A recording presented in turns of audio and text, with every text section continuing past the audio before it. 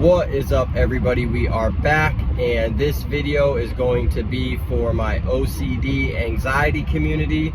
So if you tune in for business content, tune back out, or do me a favor, turn the volume all the way down and just watch the video through.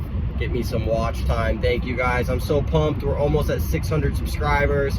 Trying to be super consistent, but I'm also trying to make sure that I touch on all those subjects that help me get to where I'm at, and one of the big ones is my OCD community. So today I want to talk about what you do when you've worked through ERP therapy, you're doing really good, and now new obsessions and new triggers come up.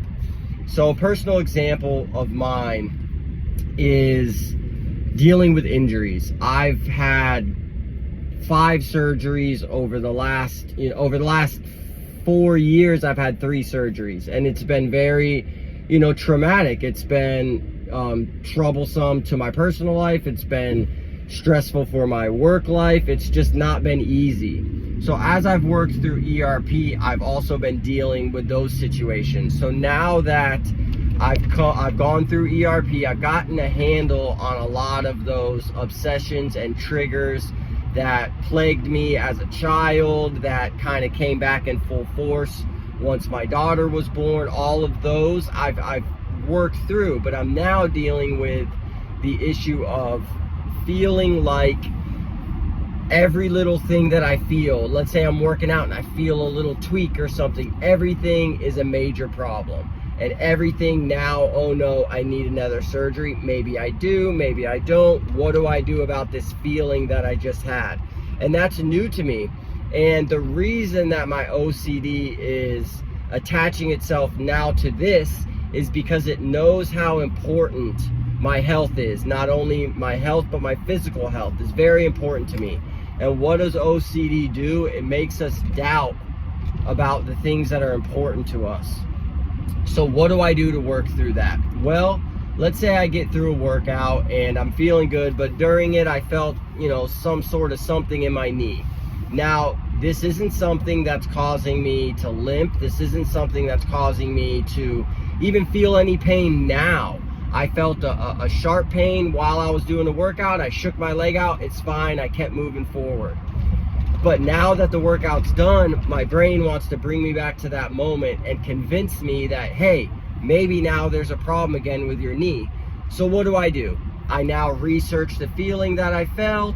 I'm putting ice on my knee when it really doesn't need ice. Maybe I'm overstretching it now to try to, stretch out whatever I felt. And all those things that I'm doing, however you think, well, they could be beneficial, they're also training and teaching my brain that, hey, that fight or flight, that trigger of emotion was a good trigger, because now it's prompted the host to do something about it.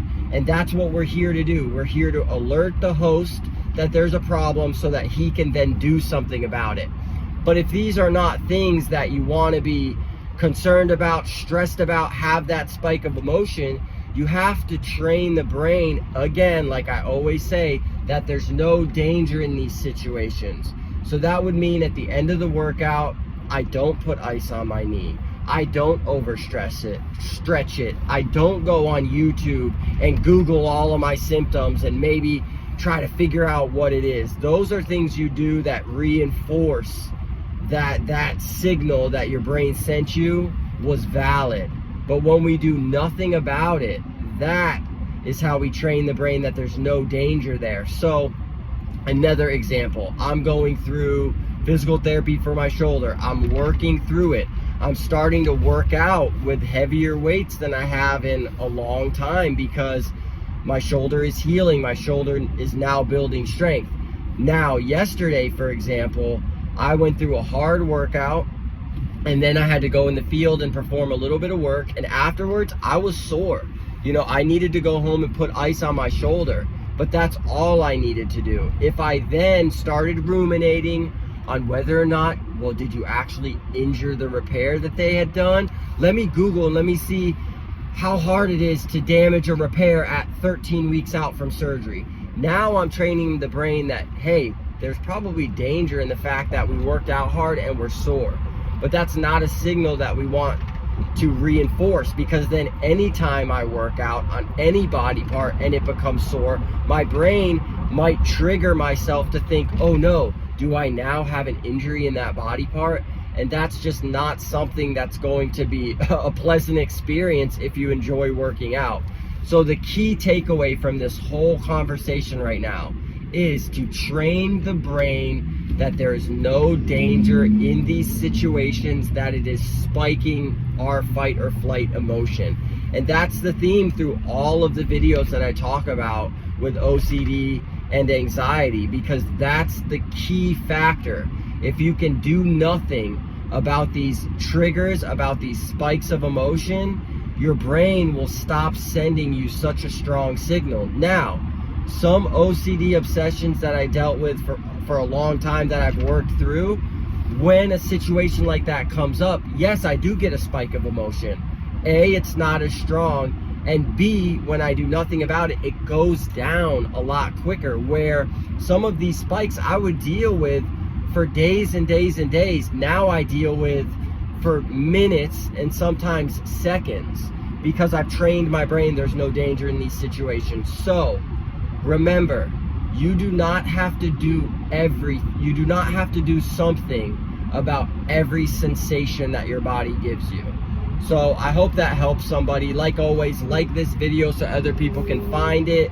Leave me a comment of some ways that you work through your OCD triggers and anxieties. And like always, hit that subscribe button. When we get to 600 subscribers, I will go out in my community and donate another $100 to an organization that I feel does good. Leave me a comment. Let me know a video you'd like me to talk about. Have a great day.